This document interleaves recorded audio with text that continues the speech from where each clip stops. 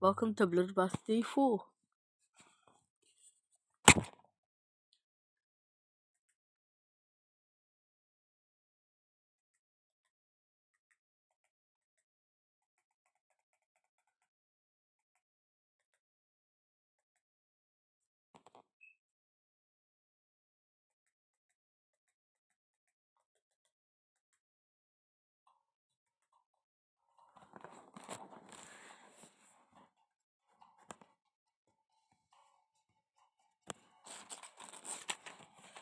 We all of these, you know.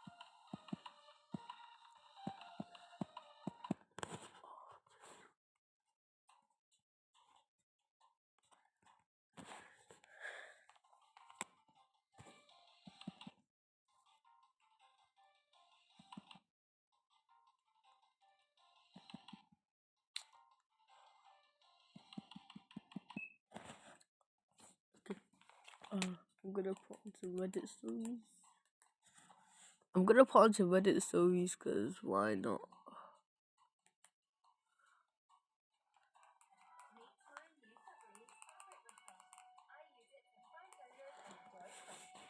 Okay.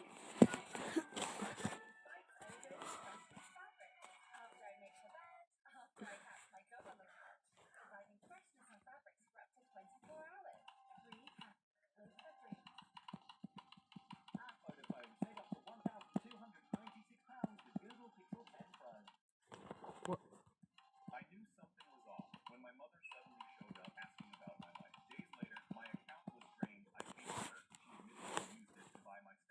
Yep.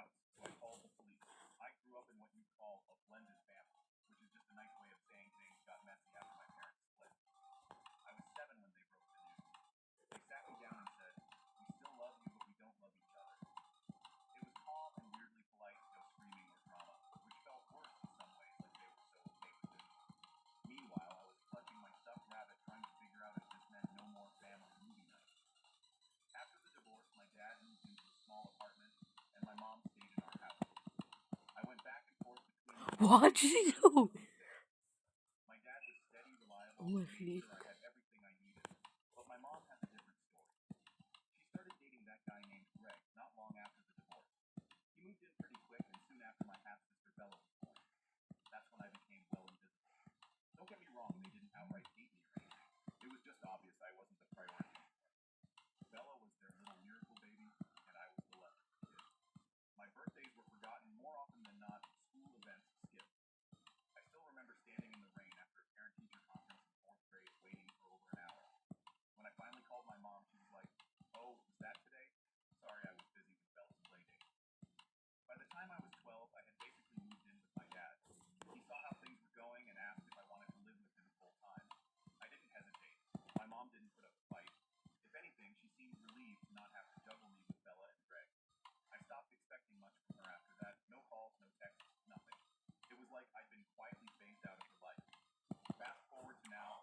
I hate that transition. Oh my days, why is that spike on the wrong lane?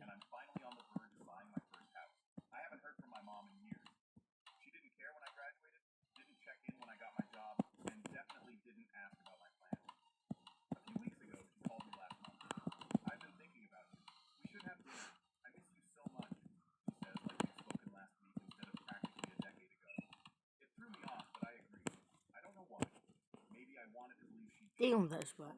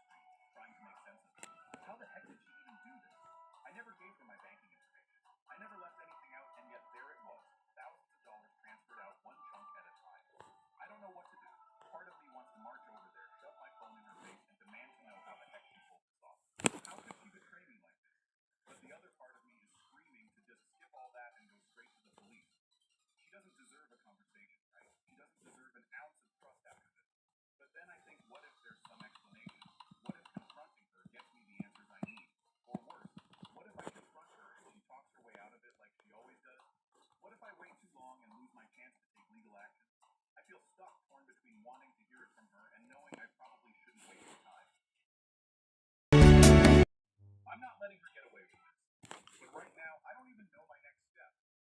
Do I confront her first? Do I go straight to the cops? What if I make the wrong move and she somehow twists this to her advantage? I'll figure it out. I have to. But for now, I just needed to get this out. My head is spinning and I need a plan before I do anything. I'll keep you updated. Update 1. Hey again. First off, thanks for all the comments on my original post. I didn't expect so many people to care, but reading through your advice gave me a lot of clarity. I promised an update, and now that I've had time to figure out more of what went down, I'm back with everything I've uncovered so far. So after staring at my drained account and trying not to throw my laptop across the room, I decided the first step was to contact my bank. I needed to know exactly how this happened. The rep on the phone was super polite, but you could tell they were tiptoeing around me, like they were afraid I was about to blow up. I explained that a ton of money had been transferred from my account without my consent and asked them to walk me through what they could see on their end. They confirmed the transfers were initiated online using my account credentials. I was so confused. I'd never shared my login details with anyone, not even my dad, who I trust with my life. I asked if there was any record of the device used to access my account. After putting me on hold for what felt like forever, they came back and told me the logins came from a device they couldn't fully identify, but was flagged as previously unauthorized. Basically, someone had logged in from a device that had already been connected to my account before. That's when it hit me. My mom had been over to my apartment a couple of weeks ago, right before the dinner, where she got super nosy about my finances. She'd used my bathroom while I was making coffee. At the time, I didn't think twice about it, but now I'm starting to piece things together. Here's my theory: while she was in the bathroom, she must have grabbed my phone. I don't use biometrics, don't judge me, and my banking app auto-logs in. She could have accessed it, found what she needed, and made a mental note of my credentials. I know it sounds wild, but it's the only thing that makes sense. She had no other way of getting that information. After I got off the phone with the bank, I called my dad to let him know what was going on. He's always been my go-to for advice, and I needed someone to tell me I wasn't losing my mind. When I told him everything, he got quiet for a long time before saying, "You need to go to the police." I wasn't ready to take that step yet. I mean, we're talking about my mom. I didn't want to believe she'd planned this. Maybe it was some huge misunderstanding. Maybe she meant to borrow the money and just hadn't told me. I decided I had to talk to her first just to hear what she'd say. So I drove to her house, screenshots of the transfers saved on my phone, fully prepared to demand answers. Greg opened the door with this smug look on his face I always hated, and honestly, I almost turned around right then, but I'd come too far to back out. "Is Mom home?" I asked, trying to keep my voice calm. "She's inside," Greg said, stepping aside like he knew exactly why I was there. I found her in the living room, flipping through a magazine like she didn't have a care in the world. When she saw me, she smiled and said, "Oh, hi, sweetie. What a nice surprise." I wasn't there for small talk. I pulled out my phone and showed her the screenshots. "What is this? How did you transfer money from my account?" She didn't even pretend to be shocked. She glanced at the screen and said, "I don't know what you're talking about." "Don't play dumb," I said. "These transfers are in your name. The money's gone, and it's sitting in your account.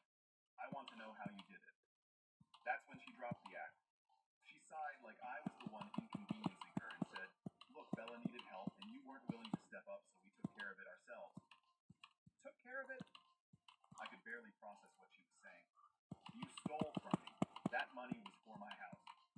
"Oh, calm down," she said, waving me off like I was being dramatic. "You're young. You have a good job. You can save it back up. Bella's just starting out. She needs this more than you do." I stood there stunned while she rambled about how families should help each other and how it was selfish of me to keep all that money to myself. Then Greg, who had been lurking in the doorway, decided to chime in. "You're overreacting," he said. "It's not like she spent it all. Bella just needed a little head start, that's all."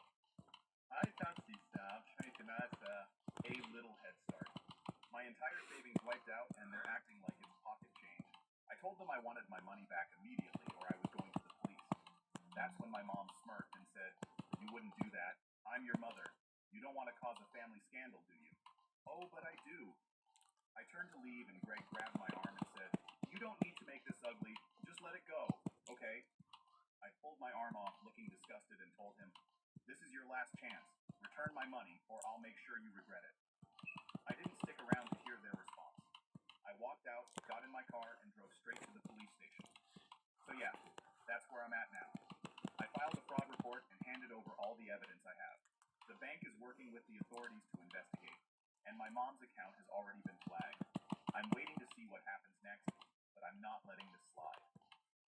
some people will say, but it's your mom. And to that I say, family doesn't give you a free pass to screw someone over. If she thought stealing from me was okay, then she can deal with the consequences.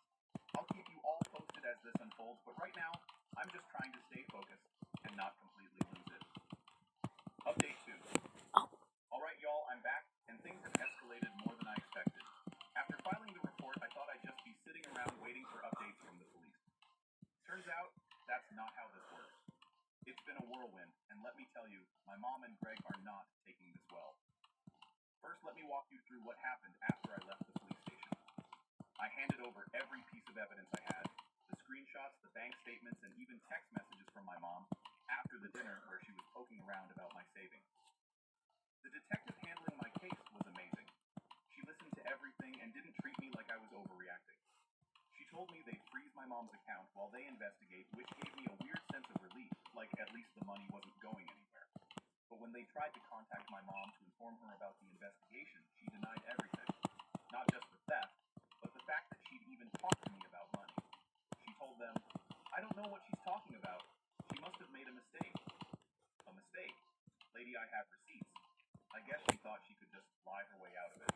But unfortunately for her, the bank had already flagged the transfers. There was no way to spin this. The money trail led directly to her account. When the police confronted her with this, she switched her story. Suddenly, it wasn't a mistake anymore. Now it was all a misunderstanding. Apparently, her new angle was that she borrowed the money with every intention of paying it back. Borrowed without asking from your own kid? Yeah, sure, that checks out. While this was happening, I got a call from Greg. I don't know why I even picked up, but I was curious about what he had to say. He started off all fake calm, like he was trying to play peacemaker. Look, he said, you're blowing this way out of proportion. Your mom's upset, and she didn't mean for things to get this far. Why don't we just drop the charges, and we'll figure something out as a family? Like what, you give me my money back and we pretend this didn't happen, I said. That's the idea, he said, like it was the most reasonable thing in the world. I couldn't even hold back. Greg, you broke into my life and stole over $100,000. Do you have any idea what you've put me through?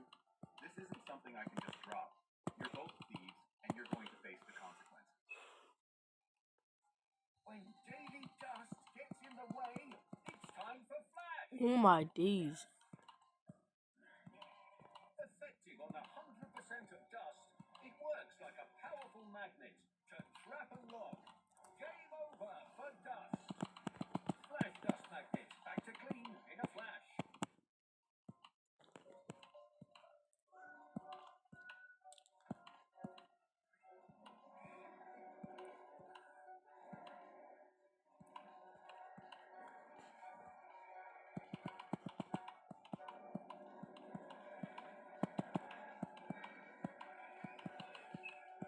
Golden Towers Resort. Want twice the fun? Visit 2 theme parks for the price of 1. Book now. Study in a city connected to Ugh. refine Ugh. strategy and innovation with markets, Some good companies, ones. and ideas in constant I think this is 16 Think minutes. global. That's when his tone flipped. He went from fake friendly to straight up nasty. You think you're so high and mighty, don't you, little bee? He sneered. Living your little fancy life while your family struggles. You've always been selfish. Maybe this is karma. I hung up on him. I don't have time for people who think they're entitled to my hard-earned money just because we are a family. A few days later, I got another update from Officer Taylor. They'd officially frozen my mom's account, but here's the twist. She'd already transferred some of the money to a third account under Bella's name. Yup, they were trying to launder the money through my half-sister, probably hoping it wouldn't be traced. Now let me be clear.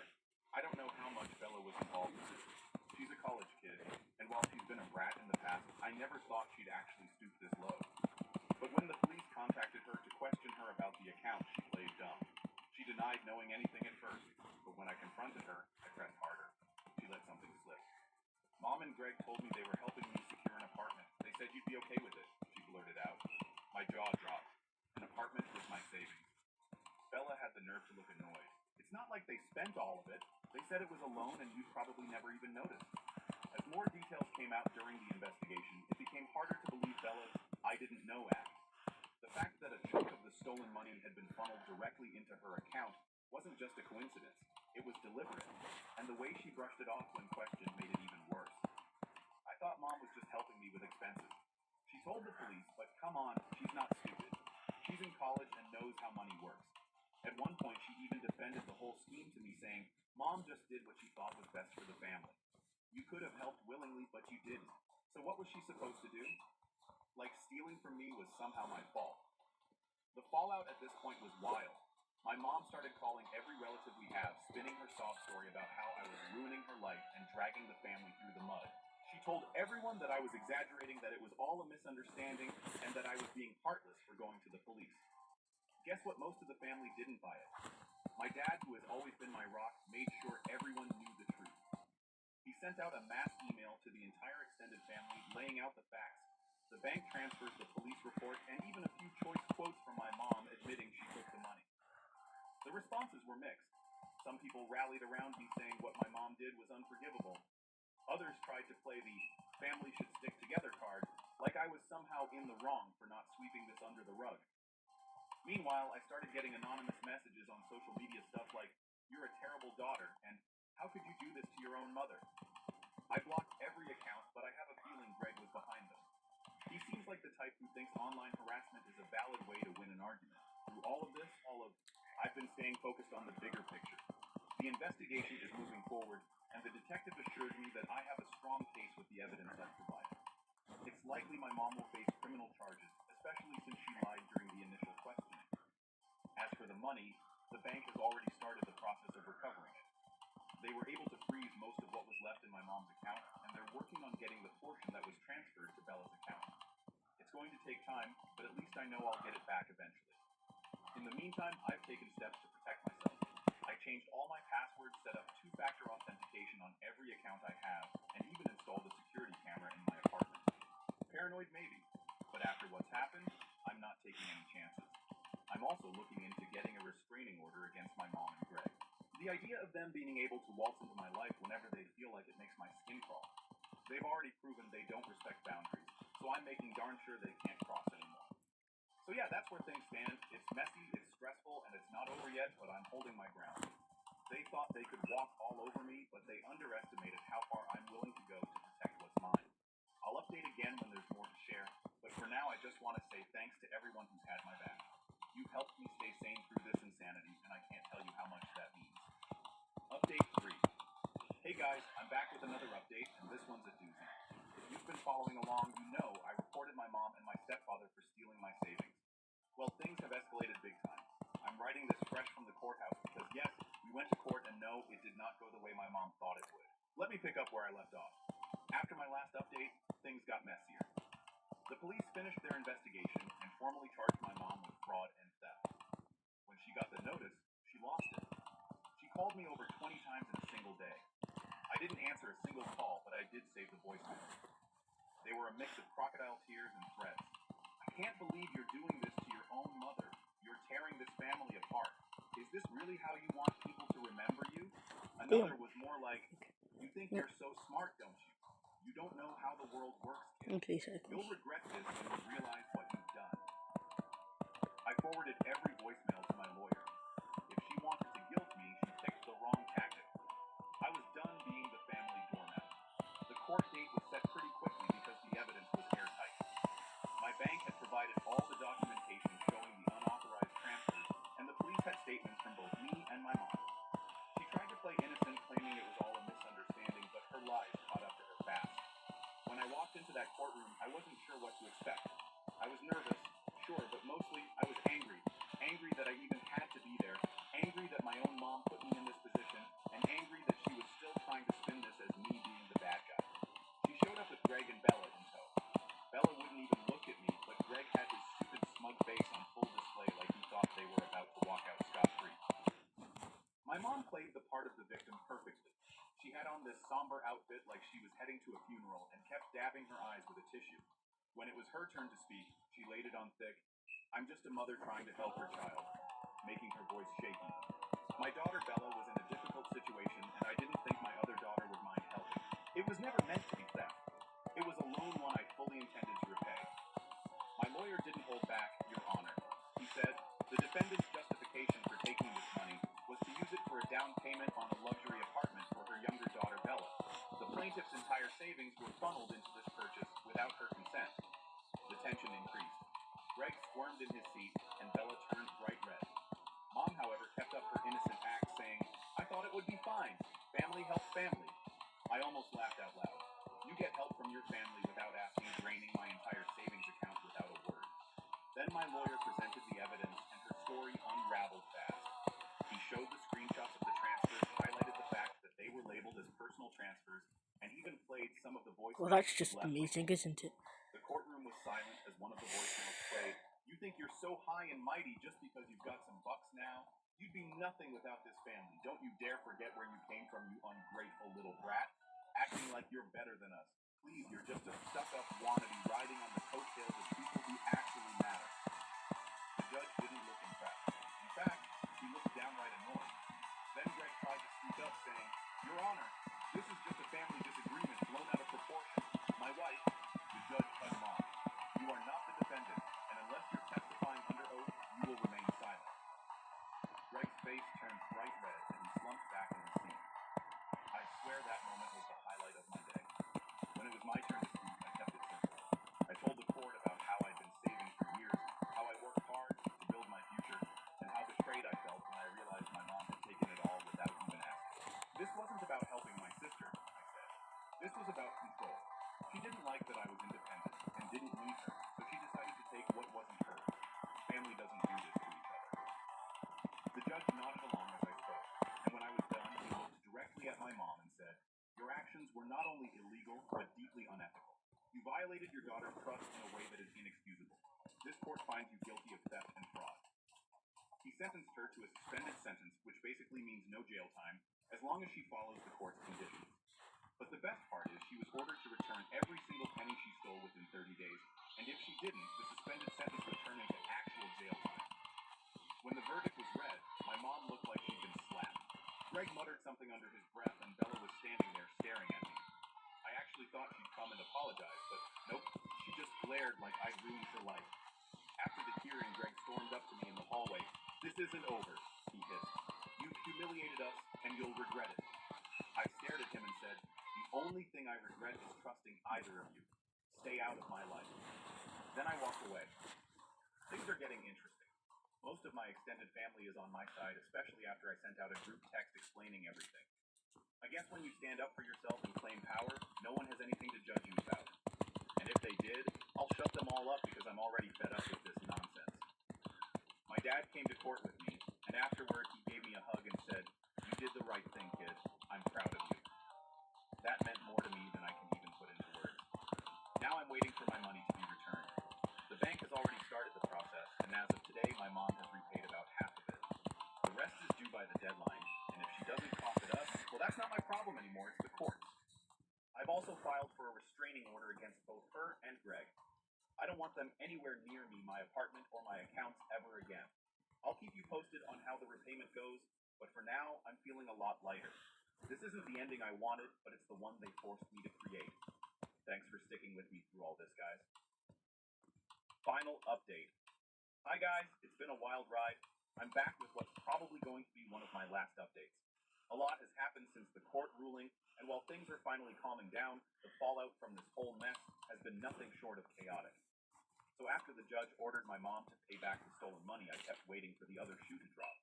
You'd think getting caught and dragged to court would have made her and Greg back off, but these two are relentless. They actually had the audacity to try and appeal the ruling, claiming the court was too harsh, and that the sentence didn't take family dynamics into account. The court basically told them, "You stole the money, you admitted to it, and now you're paying it back. Deal with it." Their appeal was denied almost immediately, and I thought that would be the end of it. But of course, they couldn't just leave it there. A few days after the appeal was shot down, I started getting these weird passive-aggressive texts from Bella, stuff like, "Hope you're happy. Mom's been crying nonstop, and it's all your fault. Do you even care what you've done to this family?"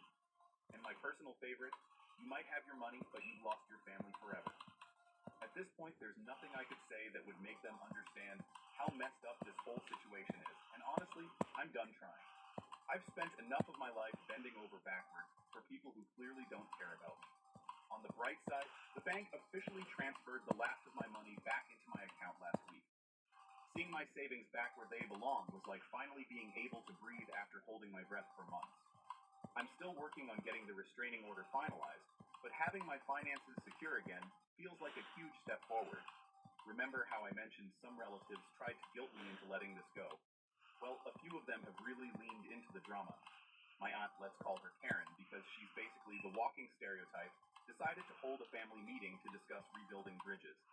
She called me up and said, "I think it's time for everyone to come together and heal. Your mom's been through a lot, and this situation has been hard on all of us." I nearly laughed. "You mean it's been hard on her because she got caught stealing?" I said, "What exactly do you want me to do here, Karen? Pretend it didn't happen?" Karen said, like I was the unreasonable one, "It's not about pretending, it's about forgiveness. Family is family." Then maybe she should have acted like family before robbing me blind. I snapped and hung up. Apparently, Karen went around telling everyone I was being cold and vindictive, but to my surprise, most of the family didn't agree with her. My dad's side in particular has been super supportive. The biggest shock, though, came from Bella. About a week ago, she showed up at my apartment unannounced. I wasn't sure whether to slam the door in her face or hear her out, but I opened it for her. "What do you want, Bella?" I asked, crossing my arms. She was fuming. "I don't see why you couldn't just let it go," she snapped as soon as I opened the door.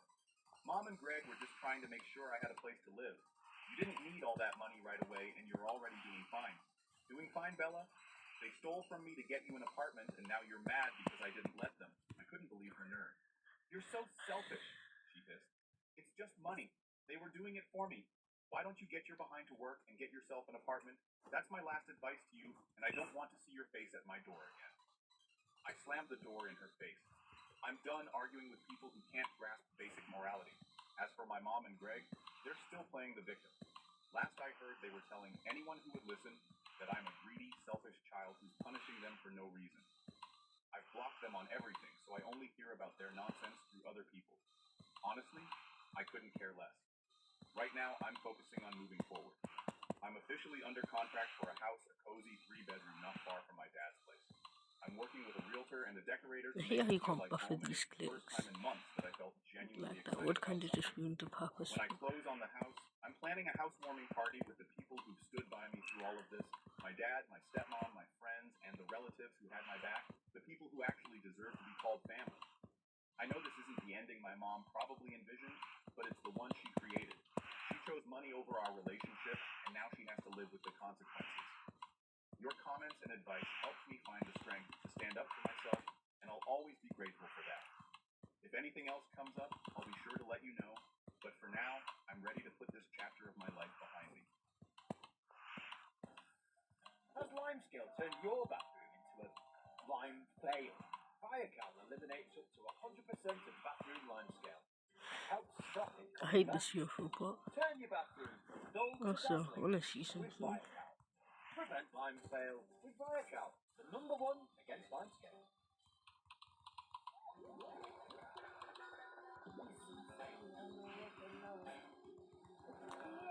The all-new, all-electric Toyota Sienna.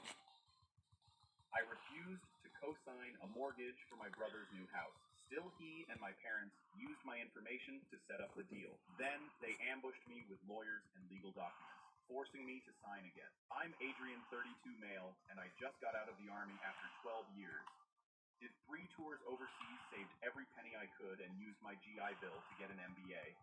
Now I work as a financial consultant making decent money. Not rich, but comfortable. I own my house outright, drive a paid-off truck, and have about 6 figures sitting in various accounts because I'm not an idiot with money. My younger brother Colby is 25, and the exact opposite of everything I just described. This dude has never held a job longer than 8 months, lives with our parents, and thinks the world owes him something. Growing up, there were always different rules for this guy. The pattern was set early.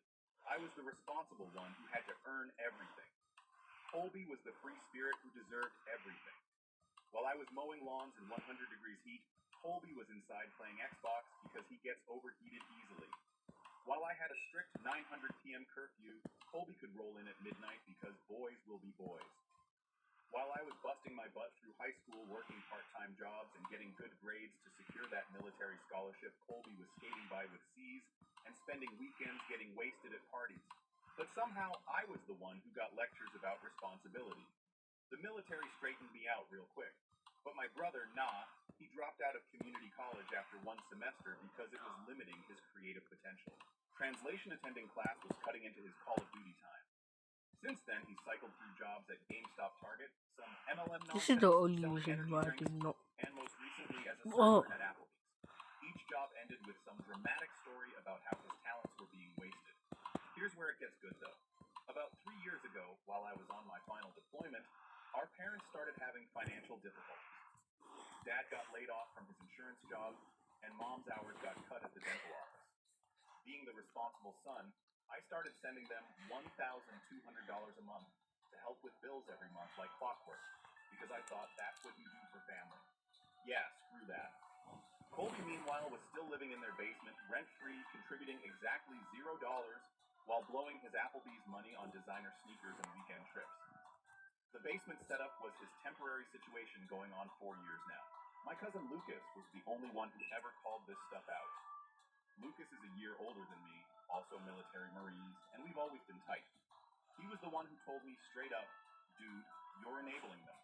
Cole's never going to grow up if you keep letting him coast. Lucas was right, but I figured family is family.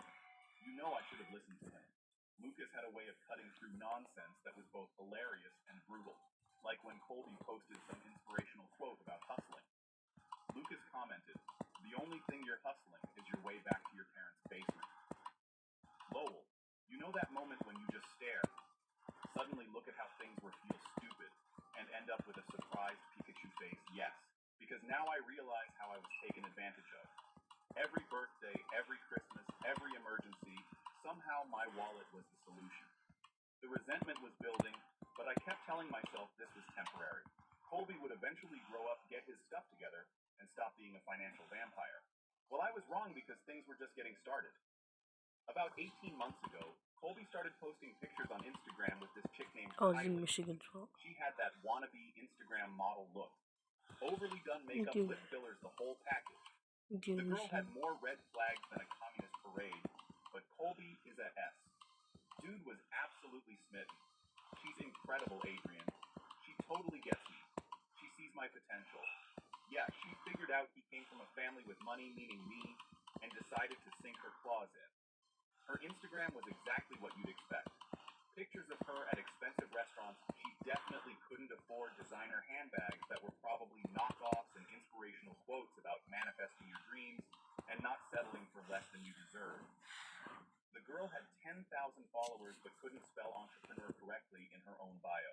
Peak influencer material right there. Her feed was a masterclass in fake it till you make it lifestyle content.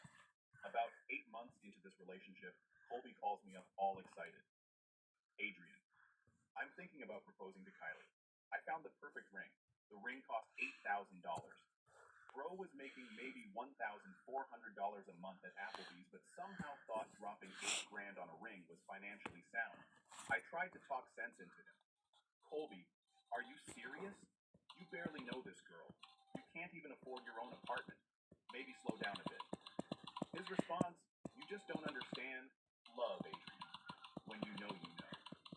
Besides, Kylie's dad owns a construction company. We're going to be set. Red flag number 2 million, but whatever. It's his funeral. The fact that he saw his girlfriend's family as a meal ticket should have told me everything I needed to know. The engagement party was a disaster of epic proportions. Colby somehow convinced our parents to let him throw it at their house. But instead of a backyard barbecue, this thing looked like a magazine shoot. Professional photographer, fancy catering, premium refreshments. There were easily 70 people there, and I recognized maybe 10 of them. Kylie showed up in a white designer dress, posing for pictures and acting like she was already the star of her own reality show. Every conversation with her was about wedding planning, how she deserved the best, and how her vision was non-negotiable. This chick was treating her relationship like a business merger, which I guess it was. That's when Colby pulled me aside and dropped the bomb. The big fart at this point. So Adrian, we need to talk about the house situation. House situation. What house situation? Turns out Kylie had decided they needed to buy a house immediately after the wedding, not rent an apartment like normal people starting out. Nope. They needed to buy buy a $400,000 house in the suburbs with a pool and a 3-car garage because that's what successful couples do. What? The kicker, they wanted me to co-sign the mortgage because Kylie's credit was apparently temporarily impacted by some misunderstandings with credit card companies, and Kylie didn't have any income to speak of. Misunderstandings with credit card companies. That's Colby speak for. I maxed out every card I could get and stopped paying them. I literally laughed out loud. Bro, calm down. Did you just say you want me to co-sign a $400,000 mortgage for you? Have you lost your mind? Oh, come on, Adrian. You know we're good for it. Kylie's dad is going to give me a job at his company making 6 figures. We just need someone to help us get started. I looked at this dude, my 25-year-old deadbeat brother who'd never lived independently, and had just gotten engaged to a wannabe influencer after 8 months, and he genuinely believed I should put my financial future on the line for his fantasy life. Colby co-signing a mortgage means I'm legally responsible if you can't pay. If you default, it destroys my credit, and I could lose everything I've worked for. But we won't default, he said. This is what family does, Adrian. They support each other. That phrase, this is what family does, was about to become the bane of my existence. The entitlement was staggering in Cole's mind. My decade of military service, my education, my career success, all of that existed solely to fund his delusions of grandeur. After I said no to the co-signing idea, Colby went on with the manipulation campaign. It started subtle little comments during family dinners about how I was holding them back from their dreams, and how some people don't want to see their family succeed. Then Kylie joined the effort. She started making passive-aggressive posts on social media about family members who have money but won't help the people they claim to love. She'd tag Colby in these posts with crying emojis and heartbroken faces. Real mature stuff. Her Instagram stories became a masterclass in manipulation. Subtle digs about selfish people mixed with pictures of houses she wanted, always with captions like, "Someday when we find people who actually support us." The worst part, my freaking parents. Instead of telling Colby to get his act together and build his own credit like a normal adult, they started pressuring me too. Adrian Honeymom would say during our weekly phone calls, "Colby just wants to build a life with Kylie. Maybe you could help them get started." Dad was more direct. "Son, your brother is trying to build something here. Family needs to help each other take that next step." The family group chat became a nightmare. Colby would send pictures of houses with captions like, "Our dream home. Just need to work out the financing." My parents would respond with heart emojis while I was expected to just what volunteer Lucas was watching all this from the sidelines and finally called me up. "Adrian, you realize they're all ganging up on you, right? This isn't about helping your brother. This is about enabling his delusion that he deserves a $500,000 lifestyle without putting in any work." I know, man, but it's hard when it's your whole family. Your whole family is using you as a bank account. When's the last time any of them asked how you're doing? Bro had a point that hit like a sledgehammer. The pressure campaign escalated over the next few weeks. Colby started sending me Zillow listings of houses he and Kylie were considering. These weren't starter homes. They were 4-bedroom minis with granite countertops and professional landscaping. The cheapest one was $385,000. "Oh my God, we found our dream home." Kylie would text me along with pictures of some suburban palace.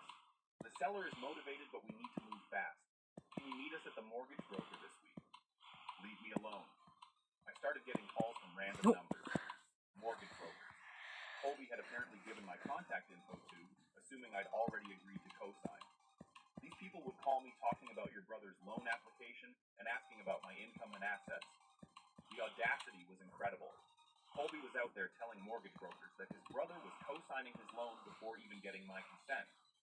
He was filling out applications with my information and setting up meetings like it was a done deal. When I confronted him about it, he acted like I was being unreasonable. "I was just getting the paperwork ready so we could move fast when you agreed." Time is money, Adrian. When I agreed, dude, I never agreed to anything. But you will, right? I mean, you can't let your little brother be homeless. Come on, Adrian. We can. Colby, get the hell out of my face. Homeless. The dude was living rent-free in our parents' basement with a gaming setup that cost more than most people's cars. But somehow, in his logic, not buying him a $400,000 house was equivalent to making him homeless.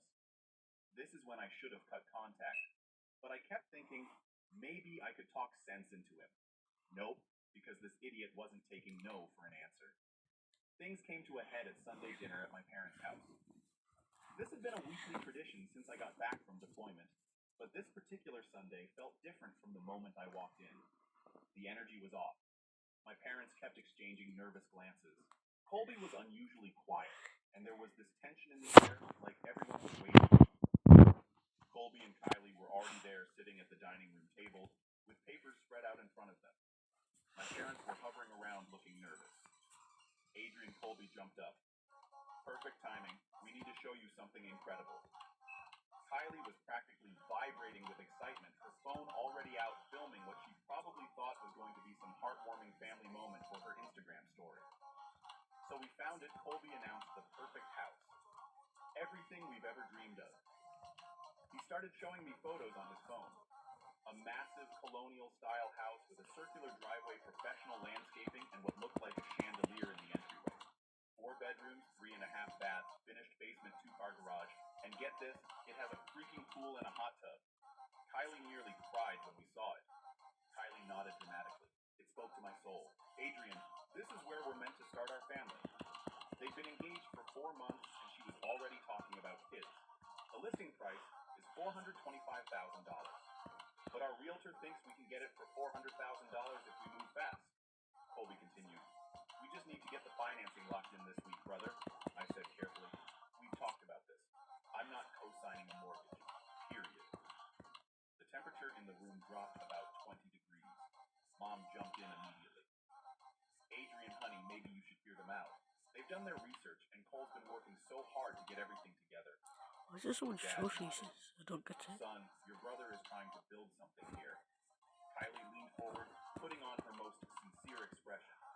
Adrian, I know we haven't known each other long, but I want you to know that I love Colby more than anything, and I love this family.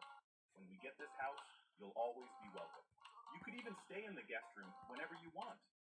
How generous. Look, I said, I understand you want to start your lives together, but co-signing a mortgage is a huge financial risk. If something happens and you can't make the payments, I'm legally responsible for the entire loan. That could cost me everything I've saved. Plus, look for something cheaper. Why the hell do you want to start in a freaking mansion? Cole's facade started cracking. Nothing's going to happen, Adrian. We're not going to default. Why would you even think that? Because you've never lived on your own. You work part-time, making maybe $1,400 a month, and Kylie doesn't have a job. I'm building my brand, Kylie snapped. I'm an entrepreneur. I am. Taking selfies isn't a job, Kylie. The room went dead silent. Excuse me. She looked me up and down. Cole's face turned red. You know what, Adrian? He stood up, his voice getting louder. I'm sick of your attitude. Just because you were in the military doesn't make you better than everyone else. Just because you make good money doesn't mean you can look down on people who are trying to build something. I'm not looking down on anyone. I'm being realistic about a $400,000 financial commitment. It's not about the money, he shouted. It's about family. It's about believing in me for once instead of always expecting me to fail. And there it was, the victim card. According to him, my refusal to co-sign a massive mortgage wasn't about financial responsibility. It was about me being a terrible brother. My parents looked at me like I was breaking their golden boy's heart. Kylie was wiping away what I'm pretty sure were fake tears. The whole room was looking at me like I was the jerk. That's when I realized something important. They weren't asking me to co-sign a mortgage. They were demanding it. Let me make things crystal clear, I said quietly. I'm not co-signing your damn mortgage. Deal with it and move on. End of discussion. He stared at me for a long moment, then grabbed Kylie's hand. Fine. Come on, babe. Let's go. Some people are just too selfish to help their own family. As they headed for the door, Kylie turned back with this smug little smile. Don't worry, Adrian. We'll find another way. After they left, my parents spent the next hour trying to convince me to change my mind. They threw out every guilt trip in the book. But the one that really got me was when Dad said son Colby looks up to you. If you don't help him now, he might never forgive you. Is money worth it? Losing your brother?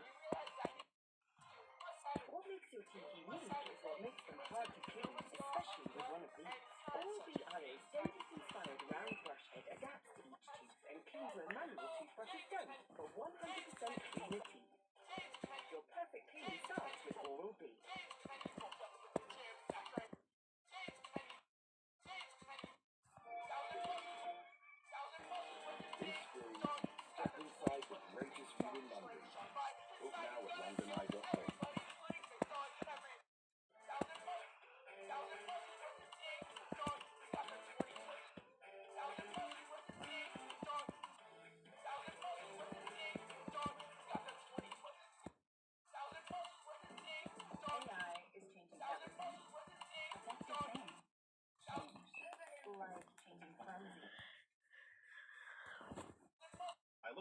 father and realized he wasn't just enabling Cole's delusion. He was actively participating in it and the guilt trip, the same BS since childhood. That night, Lucas called me. Let me guess, he said. They ambushed you about the house thing. How'd you know? Because I got a call from your mama asking if I could talk sense into you about helping the little prince. They're making calls, Adrian. This isn't over. He was right. This was just the beginning. For 2 weeks after that disastrous family dinner, I heard nothing from Colby or my parents. Radio silence. I actually started to think maybe they'd accepted my decision and moved on.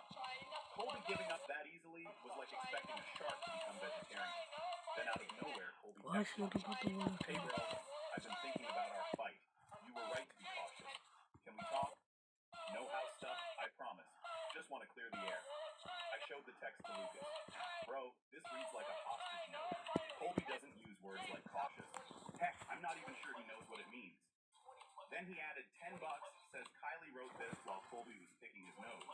But I wanted to believe my brother was capable of growth. Maybe getting told no for once had actually made him think about his approach. "How about dinner?" Cole's next text read. "My treat. We can go to Sullivan. Remember how Dad used to take us there for good report cards? Sullivan was this upscale steakhouse downtown where our family used to celebrate major occasions. The fact that Colby remembered this detail and was willing to pay for an expensive dinner seemed like a genuine peace offering. So I agreed to meet him there the following Tuesday at 7:00 p.m. 3 days before the dinner, something weird happened. I got a call from Sullivan's asking about catering arrangements for my business meeting. I hate that click. Business meeting. The reservation is under Dolphin for Tuesday evening. Private dining room for 12 people with AV equipment set up. My blood went cold. Shout out to 12 this guy. people AV equipment. Lucas insisted on coming with me. "I'm not letting you walk into whatever this is alone. I'll be at the bar 30 minutes before Shout your out to meeting. him. If things go sideways, text me and I'll bring the cavalry." "What do you mean the cavalry?" Grant, your lawyer already called it. "Also ordered wings at the bar because if I'm doing surveillance, I'm doing it right." The day before the dinner, Colby sent me a series of increasingly suspicious texts. "Dress nice tomorrow. Business casual. Bring your ID and maybe some financial documents. Just in case we need to verify anything. Come alone, please. This needs to be between us." That last one sealed it. Colby was definitely planning something. I spent that evening preparing for war. I made sure Lucas had the restaurant's address. I also called Grant. "Quick pause, fellas. YouTube just dropped this new hype feature. If you're hooked on this story, smash that hype button. It tells YouTube this video deserves to blow up, and it keeps even crazier stories coming your way. Thanks so much for your support." All right, back to the drama. So it sounds like your brother might be planning to ambush you with some kind of legal document. Grant said, "Whatever happens, don't sign anything. Call me immediately." Tuesday evening came, and I arrived at Sullivan's at 6:55 p.m., feeling like I was walking into a trap. The hostess led me through a corridor toward the private dining room. Stopping at a door marked executive conference room, I took a deep breath, started voice recording on my phone, and opened the door. The scene that greeted me was like something out of a corporate thriller. If corporate thrillers were about family fraud, the room was set up like a boardroom. Long conference tables, leather chairs, and AV equipment, including a projector screen. At the far end sat Colby and Kylie. My parents were there too, avoiding eye contact. And seated across from them were 3 people in expensive suits with briefcases and legal pads spread out in front of them. 3 lawyers. Colby had brought 3 freaking lawyers to a family dinner. Colby stood up with his practiced smile. "Adrian, right on time. Thanks for coming." I slowly pulled out my phone, made sure the recording app was still working, and took the seat at the opposite end of the table. "What the heck is this, Colby?" One of the lawyers cleared her throat. "Mr. Dalton, I'm Claudia Davidson. Your brother has retained our services to facilitate a family financial discussion. We prepared some documents that we believe will address everyone's concerns about your brother's housing situation." She continued, sliding a thick folder across the table toward me. I opened the folder. These weren't just co-signing papers. This was a comprehensive financial agreement that would essentially make Colby a co-owner of my assets. The primary document was titled Family Financial Partnership Agreement. That's it. It laid out terms where